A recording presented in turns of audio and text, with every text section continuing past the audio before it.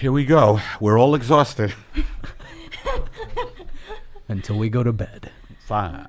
Hey, everybody. Welcome to Pep Talks on YouTube with my co-host, Steve Lally. Say hello, It's good Steve. to be back, everybody. It's been a while. That's right. Steve is Yeah, back yeah. from Florida. Yeah. And a very special guest. You know, Pep Talks has rebooted Pep Talks. And, you know, one thing we promised was to get actual guests and really funny people and really interesting people. And You're putting too much pressure on me. we'd like to welcome Charlyne Yee, filmmaker, author, children's author, voiceover artist. Wrestler. What was that? Wrestler. I'm going to become a wrestler. Oh, wrestler, Yeah. do you? Like Andy Hi, Kaufman. Charlyne. Tell me about the wrestling. What do you want to do? I want to be the Charlie. Get up on the mic. I want to be the Charlie Chaplin of wrestling and not talk and do flips and roll around on the ground and, you know, really get them going. Get an orchestra in the audience to Now, play music. Steve mentioned Andy Kaufman. Are you? Yeah, Are yeah. you inspired by Kaufman a little bit? People, when I first started out, people would compare me to people who I didn't agree. They were like, oh, you're like Carrot Top. And then I was like, who's Carrot Top? Google that. And I'm like, I am not Carrot Top. And it was like 20 different references. And finally, someone said Andy Kaufman. I looked it up and I was like, bought a VHS tape from eBay to watch him.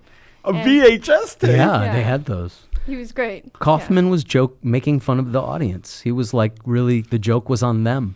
You know, he would come on with like a sleeping bag and an alarm clock at the store, and he would set it for 20 minutes, and he would go to sleep for 20 minutes. Well, I want to say that appeals to me because I have a spot at the store tonight, and we were all three You're talking. going to steal that bit. Well, we were all three talking about how exhausted we are. Yeah. And I think Kaufman was probably exhausted. And he thought of those bits like that, even though, you know what, one thing Kaufman had, because did you ever see, Charlyne and Stephen, the documentary that Jim Carrey Yes. did with Andy Kaufman? It's called, I think it's called Jim and Andy. And Oh, no, I haven't seen Carrey that. portrayed Andy Kaufman in the movie, what was it? I did see that. Man on the Man Moon. Man on the Moon. But did you see the documentary about No. the making of it? I did not. Carrey became Kaufman. Like, he literally inhabited this guy, Bob's movie. Remember Bob? I don't like that. I don't like that you did that. Does that freak you out a little? Well, I mean, I don't know if I should share this story. You sure can. This is Pep Talks. I feel I don't want to be exploitive to Kaufman's family and that sort Oh. of stuff, but I'll say I did meet George Shapiro. He surprised me one day when I was like 19. Explain who George Shapiro is. His manager. Big comedy manager. Yeah. And He produced Kaufman, right? Yeah, and so I was supposed to meet with this guy, Peter Bonners, when I was 19. I've heard of him, too. And I didn't know who he was. I don't know who anyone is. I was like, okay, I'll meet, have lunch. I don't know what this is. How old were you? Like 19. You had like a quick rise to The stardom. opposite of us, Eddie. Absolutely. It was a quick one and then it went away. But But it'll be back and it's coming. I'm okay. You don't care. You're good. I just need a little food money. Right. On little food. She's a real artist. Yeah. You know, and by the way, that's a promise that I've always made here on Pep Talks. Is the people we have on are going to be real artists, not this bullshit. Oh, I'm trying to get a sitcom, even though I was on Will and Grace. I was on Will and Grace this week. I really was. I was on Will and Grace. Because he needs some food money. And it's And for have food to have money. money. And you know what? James Burrows directed it. He's like a legend in the business. And Sean Hayes, Deborah Messing, and Eric McCormick were so fucking nice, you know? And I'm like a real artist, but they were great. They were fucking funny. So let's go. Let's keep talking about You Need a Little Food Money and George Shapiro and Peter Bonners. Go ahead. Oh, okay. I thought I got No, off the this is hook. how this goes. You just jump right back into your story. Well, George Shapiro shows up. He's wearing sunglasses. He goes, sit across from me. Let me take a good look. Takes off his sunglasses and starts asking me when I was born and kind of insinuates that I'm the reincarnation of Andy Kaufman. Oh, my God. And he asked me all these questions, and I'm like so weirded out by this. I'm like, I was supposed to meet one person. I'm 19. I You're don't 19. know what the fuck is going on. This guy thinks I'm somebody else. And and he's like everything like I ordered. He's like, that's what Andy would have ordered. I'm like, No. oh. You think he was fucking with you? I don't know. No. I don't know. That people on that side of the business are just psychotic. They're just psychotic, You know. and they want to relate to the artist. They want to feel like, Or like no one knows what the world is made out of. Like what happens when you die? Maybe you get transformed into a little Asian lady named Charlyne. Kaufman was reincarnated in you. So I'm talking with Andy. You believe in reincarnation? I had a nightmare that night that I looked in the mirror and he smiled at me and I was fixing my bow and he goes, and I'm like, no. Andy Kaufman? Yeah, and then like, Wow. I tried to be normal after that, and I tried not to do like weird stuff on stage. I was like, I'm not Andy Kaufman. No one ever asked me that. By the way, this is how it started for Jim Carrey when he was getting into character. He had just those kind of, I'm just fucking around. But like that Jim Carrey thing, that I don't know. I think it's just did he lose his mind? No, he didn't. But when you watch the movie, the documentary, he truly, completely, inhabited Kaufman. And I would say he was close to losing his mind. Now, and there's something to me that turns me off about that. Like whenever an actor is doing, someone else a character, and they then become the character they stay in character between takes when they're hanging out with people. I just think there's something so false about it. I think it's annoying. Annoying. It's annoying. But when you watch Carrie do it, you're like, holy shit, he really is. Well, it's this guy. But it's always the people who do that. They always go, "Oh, I'm gonna be this mean, horrible character, and I'm gonna take that off camera, off stage, and then I'm gonna treat everyone like shit." It's never That's like, right. "Oh, the kind, thoughtful character who's gonna take that off camera and treat everyone just very thoughtfully." It's always like someone Nobody who's like wants to lashing watch, out. because nobody wants a to. good point. That is funny as hell. Nobody wants to watch the thoughtful character for Or an hour like- and a half. Really? I mean, the complex, the duality of a character. But like I don't know, why is it always the asshole character who goes off camera? Well, what about Rain Man? He wasn't an asshole, and Dustin Hoffman was walking around like Rain Man for. Was he? Yeah, Was he? supposedly he didn't come out of character for Rain Man. Well, Olivier, the famous story of Marathon Man, where Olivier's Hoffman just stayed up all night. Marathon Man, where He's he being was tortured. a prisoner of a Right. Nazi looking for diamonds, and he shows up on set. Hoffman shows up on set really fucking exhausted, like we are now, And but Hoffman did that method acting thing where he was like, I'll stay up all fucking night, I won't get any sleep, and then I'm gonna come in and that's what he told Olivier as well. And Olivier goes, why don't you try acting, my boy? Yeah, for a change. That's an amazing impression. That's pretty good. Thank you. A lot of people don't give me props for my Yeah, impressions. it's a Hire him to lesser do known- British. I'm available. Downtown Abbey. Yes. By the way, me and my wife are going to see Downton Abbey When? Sunday. Which Sunday. theater? Today's Friday. We're gonna I want to see it. yeah. We're you guys going just- to where the fuck AMC Theater in Burbank Okay. Sunday night, and we're very excited. I'm even going to dress up a little like Carson, like I'm going to have a bowler hat on. I'm not kidding. Are you gonna wear the clown nose like you did in the I video?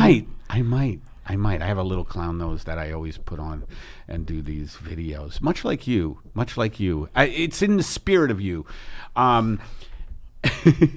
So did you finish that George Shapiro story? Yeah, that's done. I'm He good. was basically. Did you win the Andy Kaufman Award? Mm-mm. You didn't. No. But you were in it. Yeah. Were you second place or something? I don't remember. I was hungry. I don't remember. I remember being hungry, not having a place to stay, Oh my crying on the God. streets, never had taken a plane before, had a pen out and was like, in case I had to stab someone in the throat. Are you serious? Yeah. Oh my God. I remember that. Wow. New York City, 19. Could have taken that money for a little food. Oh my God. It's like big. We met. I met Charlyne. I believe this is true. Okay. At the Upright Citizens Brigade Theater, and you were putting on these wild shows. They were like, were they like? I forget. Were they like you did fairy tales or stories in your own way? Like you would build the sets. What was that I'm talking about? What am I talking about? know. You do know. Yeah, I guess it was like I don't know. I was I was kind of daydreaming all the time. I mean, Yeah. like a kid, I was like, you know what would be fun? Yes. If I got to play an action hero and I was on a motorcycle and then Eddie played me in the future and then I'll build some cardboard sets. It was just like whatever, like, because I wouldn't get cast in that in real life, even in a play. And I was like, I'm going to be the action hero. Right. And I'm going to have all my friends play with me. Right. So they were just letting you do whatever you wanted there. Yeah. Sort of. That's Right. cool. Right. And that's kind of, and this is what I love about Charlyne, that's basically what you do, is you do stuff that makes you happy. Do you still do that? Yeah. That's really what you do. I mean, you hook into that, and for real, like a lot of people talk about this, but you really do. Like you hook into that child part of you and that fantasy part of you, and you really just fucking throw yourself into it with abandon. Would you say that's true? Yeah, don't you guys do that? No, I do. I don't at all. No. What do you do? You know, I am. I am an adult. I'm the complete opposite of you. I'm complete. Like you are lighthearted, and you come off as like very the anti Sacha Baron Cohen. When I watch your movie, like Sacha Baron Cohen makes Borat. He's got a knife in his hand, and he's gonna gut the people who he's interviewing. That's what you are? And no, you are the. I was watching you, and it was so lighthearted and loving. And no, I'm totally damaged and torn apart. I go on and spontaneously transfer hostility. Oh, me too. Like 3 years. Very- I'm not kidding. I'm so serious. 3 years ago, I had made a patch of friends, and they were like, "You used to do comedy. You were so angry. You're Really? so scary." Who were these people? I sound like Seinfeld. Wow. Who are these people? My friends. They thought you were angry. Well, I was very angry. You know, I think, like in my youth, it was a lot of repression, a lot of daydreaming, and then I got an angry phase. I was just like, fuck everything. Yeah. And because it was so much repressed, it kind of came out, and now I'm back to like, I have the spectrum, the lightheartedness and the darkness, which is a lot better, which I think is reality. Right. The repression's Right. not healthy. Right. And the darkness is just going to kill me. Did you record your angry phase? Is there some recorded work of that? Or was it I was just... in a couple punk bands.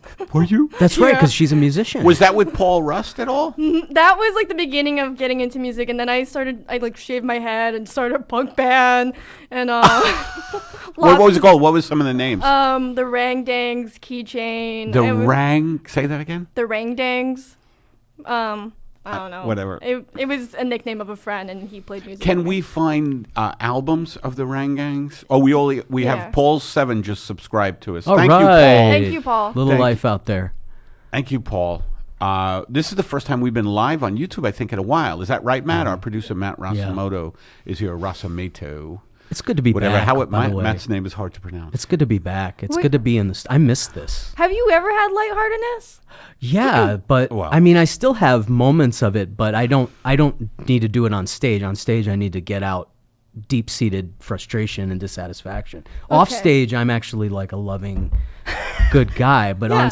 that's because on stage. Do people like when I'm you're like angry on a little stage? bit. We're sort of like two birds of a feather, Eddie and I. Yeah. I hope they like. I mean, they pay me not a lot, but you know, I Yeah. get paid and they let me do it for an hour. Oh wow, you that's a know. long time. I know. Yeah. I'd like to get paid Have more. you headlined doing stand-up? Yeah, a long time ago. I'm not very good at it. I don't like talking that much. It's a lot. I've done like the Edinburgh Festival, which was like an hour, and I did several shows. When were you in Edinburgh? Because I did Edinburgh 2012 and 2016. 2016, I went there with Ron Lynch. Yeah, I remember. I saw Yeah. photos, and I was like, "That's so fun. You guys are Oh, roommates." we just got a new subscriber, Rick Clark. Thank you, Rick. Thank you for subscribing. By the way, if you subscribe, if enough of you subscribe, and we reach 300,000 today, we're up to about 385. if we get 300,000 of you today, which will take us to 300,383, we could really start making money and get more lighthearted. yeah. Even though I don't know about money being connected to lightheartedness, but Well, if you're homeless, yes. yeah, Yes. then it's one concern. By the way, we have some talk going on, some chat going on during our YouTube thing. Patricia S. Hi, Patricia. Hey, you guys are live. Welcome back. Yeah, it's been a while. Yeah, thanks, and we have Patricia. Charlyne with us, which is so good because we got a lot to talk about. Somebody who calls himself Paralyzed Mind, which I agree.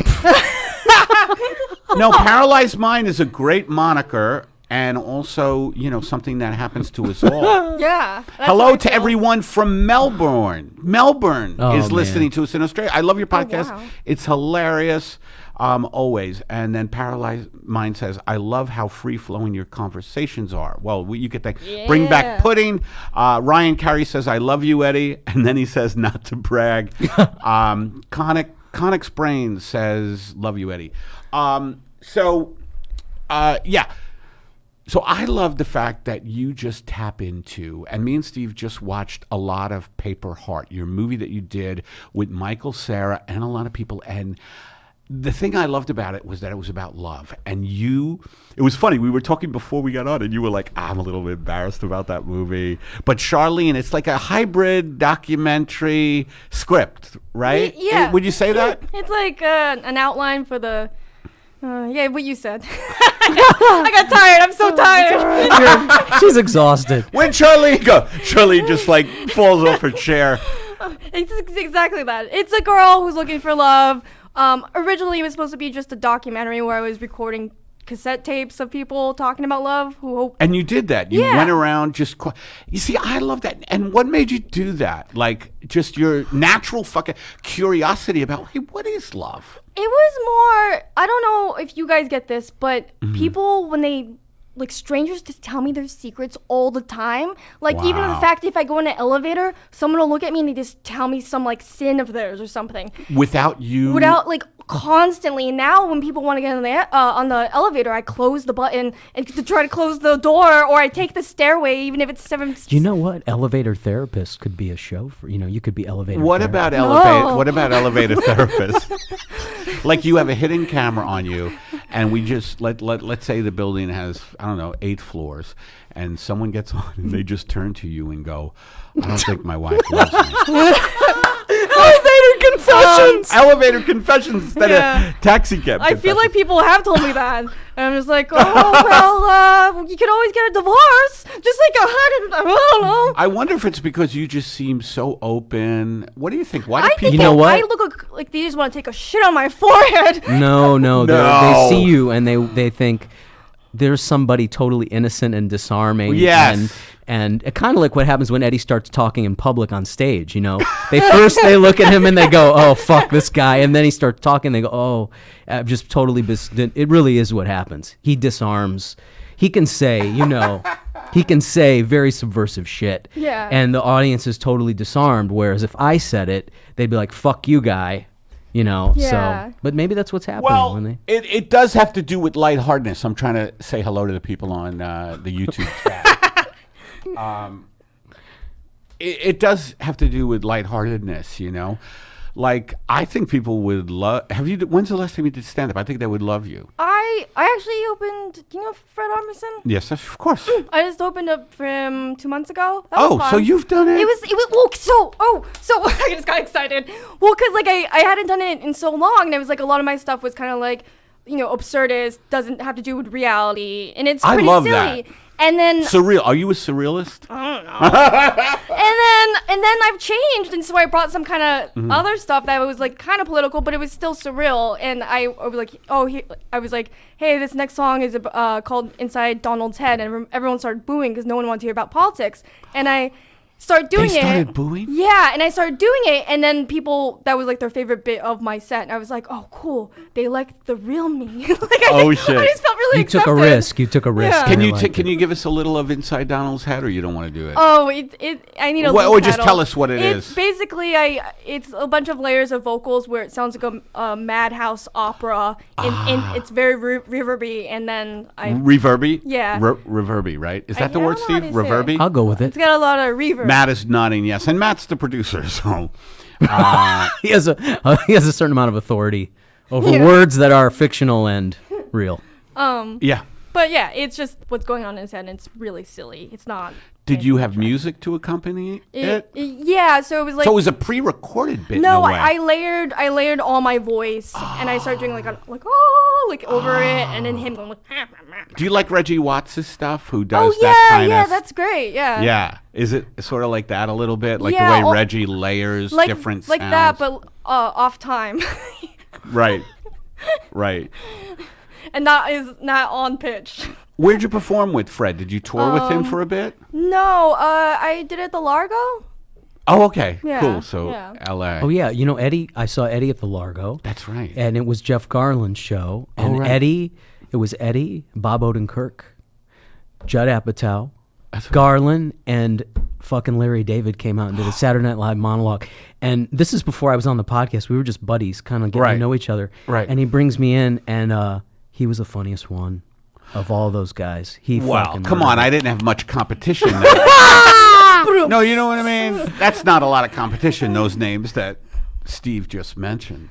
You know, I have been doing a lot of stand-up lately, and getting back to the lightness, darkness thing is that is the key to life in a way, is as you get older and more life kind of, sits on you, you have to keep your heart kind of pure. You have to find the lightness, because it can seem so heavy, especially, it's interesting and telling that you said the audience booed about politics, because to me, that's bullshit. You shouldn't boo about, politics is part of our fucking life. You know what I mean? I can understand that people are fatigued with Donald Trump. You know what I mean? They're just bombarded by that asshole, and the media just covers Trump 24/7 because it's good ratings for them. They talk about how they hate him, but really he's making them money because everybody's tuning in to watch the train wreck. But I think people need to take in good stuff, dude, on the road, and this is Middle America audience that I was just in front of, and every time I go, I'm thankful. I can only do so much heavy stuff. It's got to be balanced with absurd and lighthearted and cute. It's got to be somewhat cute. It's got to be somewhat cute. I want to see your stand-up. Yeah, I know. I want to see you do cute. What do? Do you come on and act very coy? I change my voice. Are you a coquette on stage? I change my voice. Do you really? Yeah. Let's hear your cute. Like I talk like that. Oh, like that. Okay. High pitched, I goof pitched. around, and then I have my little cute little word play. Yeah, Mickey Mouse voice a little bit. But yeah, they don't want too much heavy. They don't want to be brought down too much. There can be some of it, but it's got to be like you're creating tension and releasing it. That's all comedy is. That's true. You're sort of It's like sex. I create a lot of tension because I'm not making enough money in my marriage. And that creates tension, and then we release tension together. Yes, I totally Thank get you for it. not going into detail about the Thank you. latter. Well, you're welcome. I'm excited to see the movie with you guys on Sunday.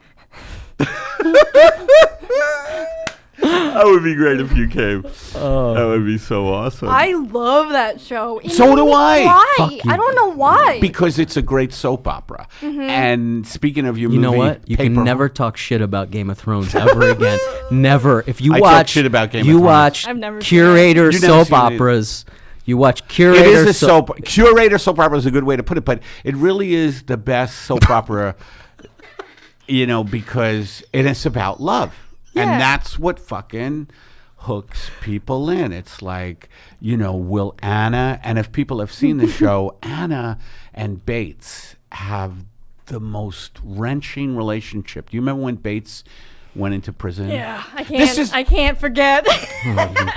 By the way, We're folks, losing subscribers I right know. now. Well, no, I don't think so. I think that a lot of people want to see me talk about Downton. A lot of people think Eddie Pepitone is just this angry, I've anti. never thought that. You never thought that? No. See, you get me. A lot of people think I'm just enraged. No, you're yelling. You're like, Yeah. I love. I'm Eddie Pepitone. That's great. I should get up there and go, I love. And people, and this world is trying to stop me from loving. And I'll tell you something, folks. That's the subtext. Every time you talk, that's what I hear. Absolutely. Because it's not like it's not coming from bitterness. Right. A That's little- good. yeah. Steve thinks I a little bit. think it's a little bit's bit. good though. A little. I get bittersweet. bitter about the business a little bit. Do you? Oh yeah, I don't trust people. This is what I hear when Eddie gets on. I'm not giving up. That's what I hear. No matter how much. I'm getting tired now because I'm tired too. Sorry, go on. The caffeine doesn't even work for him anymore. I know. I'm getting tired because I'm thinking about my spot tonight. I have a spot at the Comedy Store at 11:15. No, that's so late. Oh, that's nothing. You know that Saturday night, by the way, if you're listening live on YouTube and you want to see me, Saturday night, I'm doing the Ice House at 8:10. I then go to the Improv Lab for a show at 9:30, and then I go to the Improv Main Room for a 10:30 show, and then I go to the Comedy Store Main Room 11:45. Make sure you that's get on my the night road. on Make sure you Saturday. get on the road for the Ice House early, because the traffic on that fucking trek to the Ice House. 210? Yeah, you could be sitting on there for you just it's a crapshoot. I'm just telling you. Oh, by the way, we have some people are coming in. Oh, look at this, Steve. Carol Volkman said, love Steve's voice. Wow, thank you, Carol. I'll make it extra syrupy for you. Syrupy. Patricia S. says again, just be yourselves, guys. We love you. Thank you. Bizuch, I think it's Bizucho, just got here a few minutes ago. Who is she? I've seen don't her know. on something. That's so great. Isn't that great, though? Come on. And Carol said, Charlyne Yee, Paper Heart. Well, Charlene's been on a lot of stuff. You're doing a lot of voiceover stuff now. Talk about that a little bit. Okay. I know, it's putting you on the spot, right? I don't know. I don't even. All my stories are boring. I like doing voiceover. I know. What, But what do you do? What say what shows I've or whatever? done Steven Universe, We Bear Bears, some other stuff. And we were talking about how voiceover gigs are so great because you just show up dressed however you want, and you just go in and do your thing. I always thought that I was gonna be able to play a different character because it's not my face, and I'm like, oh, cool. I'll do like I'm doing a boy wolf in this cartoon. I was like, should I make it more boyish? They're like, no, your voice is fine. Right, they want your voice. And Yeah. for me, they call me in for really yelly guys who yell a lot, even though sometimes I get stuff that isn't like that. Like on Bob's Burgers. Reggie. I'm Reggie, who's just a very New York guy. By the way, we have ads, and they're written by our producer, Matt Rasamoto, Yeah. but they're real ads. They're real ads, and we have a new sponsor, and this one is Stay Flat Poop Bags. And here we go. And I just think this new sponsor, they haven't paid us yet, as all our sponsors have not paid us yet, and I just want to put that out there, that you've been advertising with us for a long time, and we haven't seen a dime, okay? And you heard what it's like to be an artist. Charlyne had a huge pen out for a knife in New York. That's because At she 19. follows her heart. And here's the ad for Stay Flat Poop Bags. As a dog owner, friend, and well-known lover of all things canine, I want to talk to you about poop bags. I've switched my furry family from standard, run-of-the-mill poop bags to Stay Flat poop bags. Stay Flat poop bags come on a roll like standard poop bags, but after filling with mighty dog fowl, they fold flat for easy stacking, sorting, and storing. The writable flap gives you plenty of room to label and date their fecal samples for further scrutiny. Every day I'm reminded of the great times I've had with my prize pooches. Whenever I see the collected works of my dog safely sealed away in Stay Flat poop bags in the pantry, den, and garage, why, it's like taking a trip down memory lane, paved with neatly stacked bags of puppy splatter. My little troopers sure poop a lot, and thanks to Stay Flats, I'll never forget just how much. And they're great because I've used them now for a couple of weeks, and it's like having an archive. If you've ever archived or curated, like, it's a collection, and it's like how Warner Brothers has, or no, Disney, the Disney company, they have the vault. Turner Classic They have Movies. the vault, and they release, certain episodes at a certain time. And I just sit there with the vault. The Pepitone Vault. The Pepitone vault. Okay. All right, back to Charlyne. Thank you, Stay Flat. And please pay us Stay Flat Yes, poop bags. please do. Because we haven't gotten, those are written by Matt Rasamoto.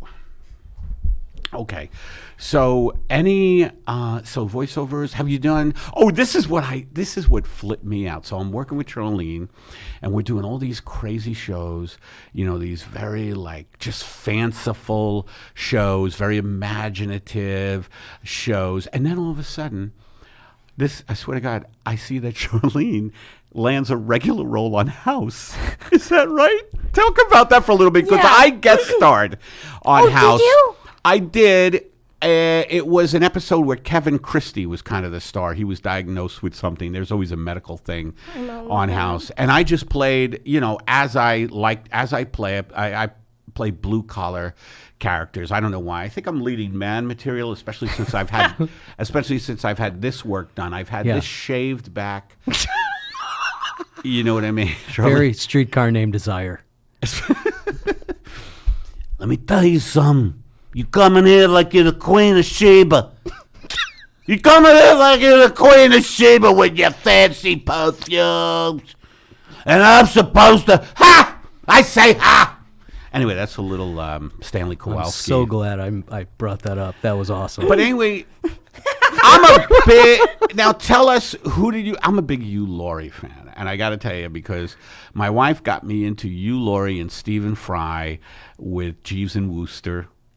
You ever read Jeeves and Wooster? Reminds me of you, because the guy who wrote that, you must know him, P.J. Wodehouse. You got to read some P.J. Wodehouse. It's very childlike. He's a Brit who came here and settled, and his stuff is so funny. And anyway, Hugh Laurie played Wooster, a rich guy but an idiot. It was very funny. But tell me what you did on House. So I was really poor and I had $4 and I was going to go to Sri Lanka to volunteer at this orphanage. And then I got a phone call that was like, hey, you got maybe an offer to be like a recurring part on House. I'm like, how did that happen? Do they know I can't act? And oh my God. the creators had me come in and they were like pitching me the idea. I was like, do you guys know I can't act? Did you say? Yeah, I just told them. And then they hired me, and then I was so bad that I had to dub my lines. The first episode, like all 22 lines, because everything was said with a question mark at the end, because I was so nervous. Everything was said with a question mark? Yeah. But like, oh, an emergency, let me pick up this phone? Like everything.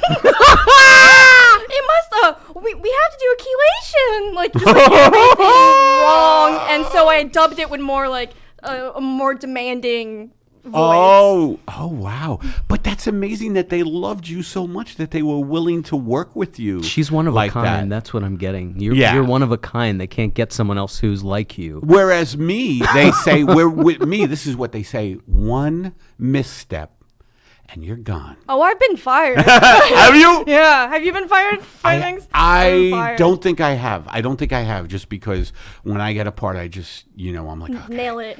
I don't know about that, but getting fired is just awful, right? I had a good time. That's lighthearted, brother. I had a good time on the gig I got fired from. Well, I didn't realize it says you were someone said we need a season of Love, season 3 of Love on Netflix. Wait, isn't there 3 seasons? Were you on Love? You must have been. For a moment, yeah. I was on. I had a little recurring character of a guy who is Paul Russ's neighbor on Love, the Netflix show, and I was screaming from the balcony at everybody. And it was good until they wrote me out. Is it still on? No, it was 3 seasons and then.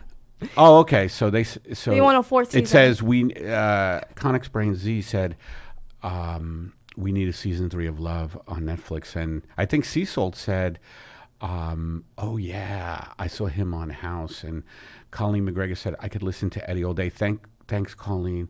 And Johnny said, was that Brando after the meds kicked in? Yeah, and she was a doctor, right? Were you a doctor? Yeah, a neurologist. You were a neurologist? And then I couldn't... Did you have to study the brain a lot to be a neurologist? Like, did you go...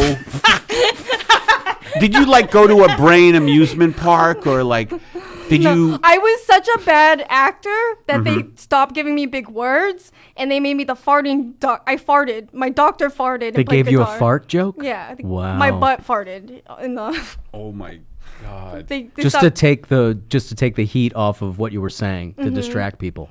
Well, yeah. I have a question for you. Okay. Were you in Twin Peaks? Yeah. I want to know about that, because that's one of the most unique things I've ever seen on TV. Yeah, that was I know my part's really small, but that was kind of one of my favorite experiences. The audition was just us. Was this the new Twin Peaks? Yeah. Oh man, I can't believe I wasn't on that. I get pissed because I loved the original Twin Peaks, and I was telling Steve that I heard it wasn't good, so I didn't watch it. But he said it was awesome. He heard wrong. He heard from someone who doesn't know what they're I talking about. haven't watched it because I get scared easily, so I can't tell It's you. a little scary. It's a little... Oh well, of course. Yeah, but it's also absurdly funny in parts, and... I heard it's darker than... Because it was more campy in the first season, I heard. I don't know. I don't think so. I think it was... It was more campier. Okay. No, it was on par. It was. Hey, look, it's Twin Peaks, the original show, and then there's Fire Walk with Me, the movie, and then there's the second show, and it's all part of the same work of art. Yeah. It's beautiful. It's I gotta amazing. see it There's then. nothing like it. And what'd you do on Twin Peaks? I crawled on the floor and cried and then started How was David screaming. Lynch to work with? Oh, so I'd never seen anything of his, and so... Oh, you never did? No. And then I didn't look it up because I was like, what if I end up like really liking him and I get nervous? So I'm just Alright, gonna go into the interesting. job, watch the original after I film. Yeah. And so I go in there, I'm like, okay, I got this weird phone call saying, because the interview, it wasn't an audition, it was just an interview. And With David? With the casting directors. Oh. And they were like, what would you like to talk about? They go, not acting. I go, oh, I don't want to talk about acting. And then they go, your glasses. I'm like, what about my glasses? And then we just started talking about how awkward it is to own glasses, and then you have to pull them off to make out, and how embarrassing that is.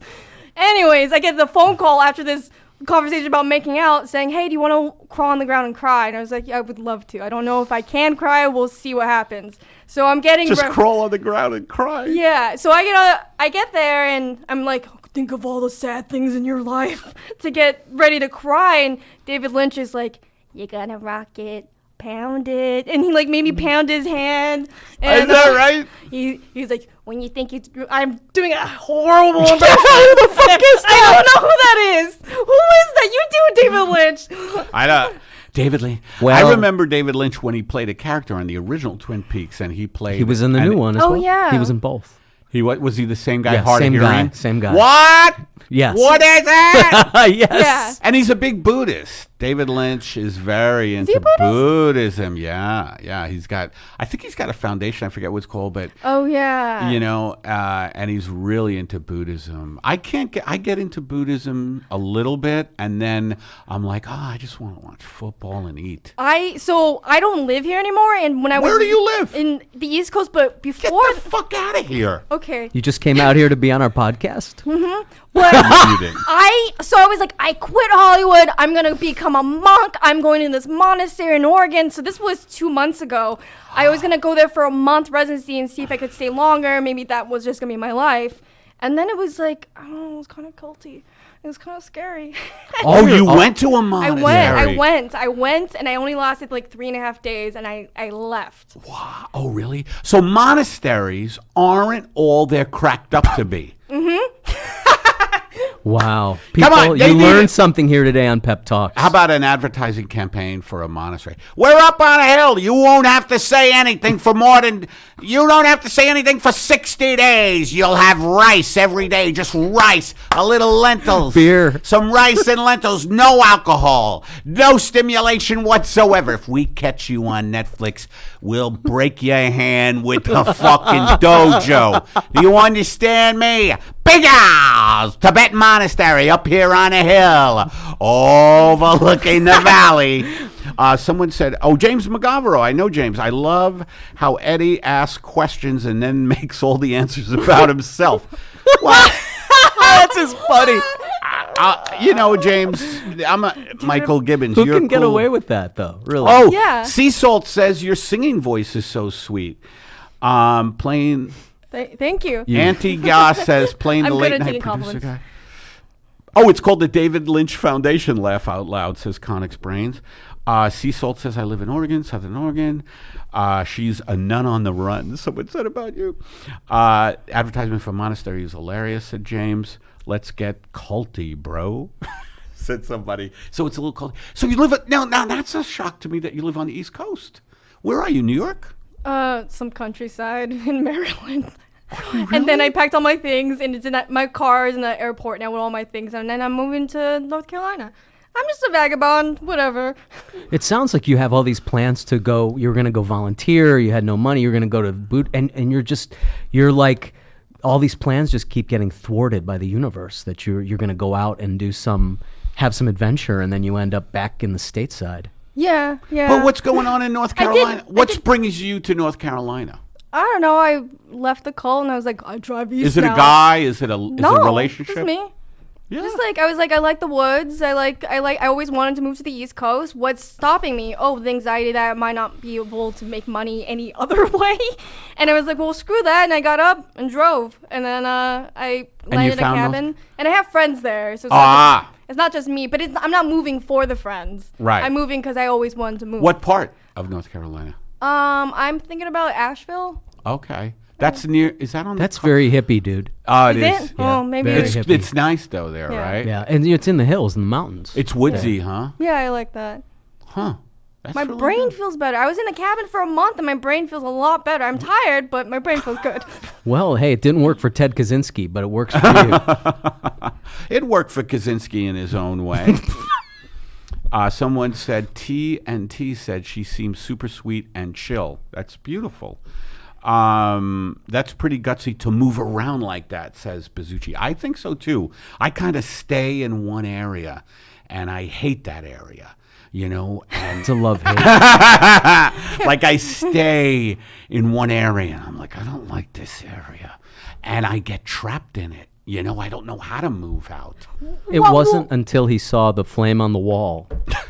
The flame on the wall. Oh, that's the The cave, sorry. Plato's I was Cave. Good attempting reference, I was Plato's attempting Cave. a sophisticated joke that That's a good reference. didn't land. Plato's Cave. I mean, I was just thinking like, ugh, I don't want to talk about it anymore. I just got tired. I was just thinking like how I live my life, so much anxiety on like it's just like these obligations to my anxiety opposed Yeah. to how would I like to live, what would make me not depressed, because I think about I've lived in LA all my life and I think it's summer all the time. It's summer all the I've never time. seen a season. I I'm know. 33. I You're should from move. here. You're from here. Yeah. See, we're not. I didn't know we're you not were from. from We're here. not from here. We saw seasons. I mean, you grew up on the East Coast. I didn't want to brag that I grew up with seasons. I don't know if these people are ready out in YouTube land to hear that I've grew up with Yeah. seasons. Yeah. That's a bold. Yeah, and now you live with no humidity. I mean, really. I mean, what? You really have had the best of both worlds, Eddie. Not to brag. You know, there haven't been many wildfires out here this year, which is good, huh? Usually, I remember one December a couple of years ago. Charlyne. Correct me up. Yeah, just as he says that, tomorrow there will be a fucking fire. Because you didn't knock. Right. Good. That was the most dispassionate knock ever. Come in. Peer pressure. Come in. Wildfire's scary out here. The heat is scary out here, especially with the climate breakdown. Today, by the way, I never even mentioned this. Today, September 20th, was, a day of revolt for young people, a day of rebellion against the inaction of their elders about climate change. And That's right. apparently many, many, many, many young people went out and demonstrated today. Did you demonstrate at all for climate change? I was working. I was working. You were? I was. I thought you were not working. What now. What were you doing? I was doing a voiceover. Oh. But I would have been. Wait, why only young people? There were no older people? or Well, I'm sure middle-aged? there were. I'm sure there were, but it is driven by a 16-year-old. You know who I'm talking about? Greta Thunberg, who I think Sweden. She's from Sweden, and she has inspired so many people, to do something about the, impending doom. She went and spoke at the UN, I know. That's right. And you know what she said at the UN? I love this. She goes, I'm not going to talk. I am just submitting to you what the scientists say on the latest report on climate. I think you should read it. Have a good day. And she also what she said. She also said, I don't want your praise. That's right. I just want your action. I don't want you to pat me on the back. Right. And I want people to like me. She's not a people pleaser. I have been known to be a people pleaser. Like I'll get on That this. you knocked.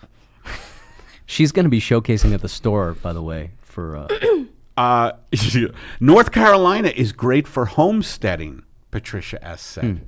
What does homesteading mean? I forgot Yeah, what what that is means. that? And we're all whispering, like, what is that? I don't Does know. anybody know, Matt? Matt, Matt's our producer. Have you He should know. homestead, Matt? Homesteading is like when you set up you go out to the range and you set up like, oh, this is where my farm home's Home on the range. building a house on the range is kind of like claiming your own. Oh, okay. Ooh, yeah, okay. You're gonna I'll do that. mark your. I don't stake know, your- Patricia, about that. I think that's something in the past. From a different era. From a different era. I don't know if you could just like say, well, This is my land. this is my name is Charlyne G. I'm tired.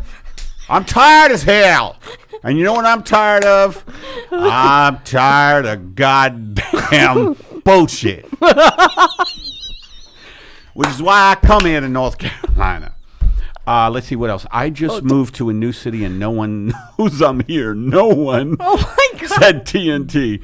That is funny. Sea Salt wrote a message and it said message retracted. So I wonder what that was. Humidity or humility about LA, said TNT. Nice.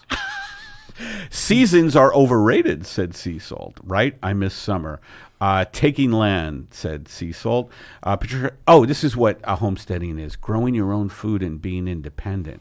Oh, I like that. Sea Salt said taking land that's unclaimed. You can build a hut and then gain rights to it. It wasn't bad. I would love to build a hut and gain rights to it. Like even if it's a bird hut. I would build a bird hut. Eddie, you would be a great bird hut. I'd be a great homesteader, you know? I don't know, man. Yeah. I don't know about that. You need air conditioning. From here on in, baby, we have no worries anymore. We're in North Carolina. I'm going to raise all the trees and I'm just going to put up podcast speakers. We're going to have open air podcasts. All right, Steve, it's time for another ad. Oh, Let's have yes, you read- I'm so excited. Let's have you read, written by Matt Rasamoto, Yeah. Love Apathy. Oh, yeah. This is Listen one of to our this, because great, you did a movie yeah, about love. This is perfect for you, Charlyne. Love Apathy has been a long-time sponsor of Pep Talks, and they're back just in time for you to scare up your perfect mate before Halloween. Love Apathy is the first dating app that unlocks the secret of a long and healthy relationship. Concrete indifference. That's right. Yet let Love Apathy's cloud-driven artificial intelligence and machine learning matrix pair you with someone who will try their best to simultaneously keep you company and pretend you don't exist. Other apps waste time with minor details like photos, age, and gender. Love Apathy creates deeper matrix of true and lasting love with questions like, do they understand that not making eye contact is mutually understood as a signal for everything is fine? Can I trust this person to pull the plug even if I'm still basically okay? Will this person give me grief for making toast by putting bread in a Ziploc bag and running it with the rest of the load in the dishwasher? Same question as above, even if the dishwasher is empty. Same question as above, even if by dishwasher I mean pile of cats. Sign up for Love Apathy now and find someone who will share your delight of ignoring trick-or-treaters because Netflix happened. Love Apathy, because there's still time to give up. Love Apathy is a beautiful company that taps into people's indifference and them not being able. They're tired. They just want someone who'll be there. This is a major theme. Exhaustion. Major theme. Well, our country's exhausted. By the way, some more good stuff. Merton Futon said it's strange that so many comics and others have written up scenes and sketches and screenplays, yet almost none turn them into living content, even if rough on the production side. So weird.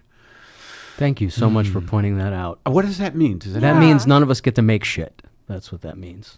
Oh, is that right? Yeah, and I would Sea agree. Salt said, I retracted the message because it was redundant. Merton Futon, Eddie Pepitone could be the next Ibsen, but we may never find out. I would love to be the next Ibsen. I visited his hometown, which is Bergen in Norway. And it's a nice little statue of Ibsen, and he wrote A Doll's House. And Hedda Gabler. Hedda Gabler. I could see you doing a one-man Hedda Gabler. Was that the one about syphilis, or was Doll's House about syphilis? Do you guys remember? I think I no. My little squirrel, and I love squirrels. Aaron, what minute are we at? 49. What? 49. Oh, we're at 50 minutes. Good. Dang. That's good. pretty damn good. Yep. Now, folks, we have not had, we didn't this, now, and I understand why, because we've been off the air for a while. But if you want to leave a message, we didn't have messages this week from our fans. And when our fans don't call in, it's quite it's quite hard to take. Well, we've been off the air for a while. Well, we've been putting out the mini episodes, right, Matt? Yeah, so we've been putting out the mini episodes. But anyway, if you want to leave a message for the show, leave a message about an episode or ideas or anything, get things off your chest, leave. And by the way, I don't answer this number. It's just a message number, and then we play it on the air. It's 424-262-0904. And if you want to email us, we also haven't received email this week, and I love email. Fan mail. So here's the email for the fan mail. It's fanmail@peptalkspodcast.com. And donate, peptalkspodcast.com. There's a donate button where you could donate to us, okay? All right, so now let's finish your career up. Whoa. We got 10 minutes. It's wild to me that you're going to live in North Carolina. Like, you don't give a shit about Hollywood. Like, are you going to be traveling a lot from North Carolina to do work, or you could do your voiceover work from home, right? Yeah, I mean, I don't know what the future entails, but Right. I got a poetry book coming out, and You got a poetry. Talk about that a little bit. so I was saying to you guys, and you guys, well, save it. I don't think I was ever funny. I think I was always kind of a little bit like sad, weird on stage. Interesting. Quirky. Maybe sincere, that it made people uncomfortable that they started laughing. I think that qualifies as funny, my friend. Oh, okay, then I was. Yeah. But I think Yeah. there's like a fine line between that, and I think like Mm-hmm.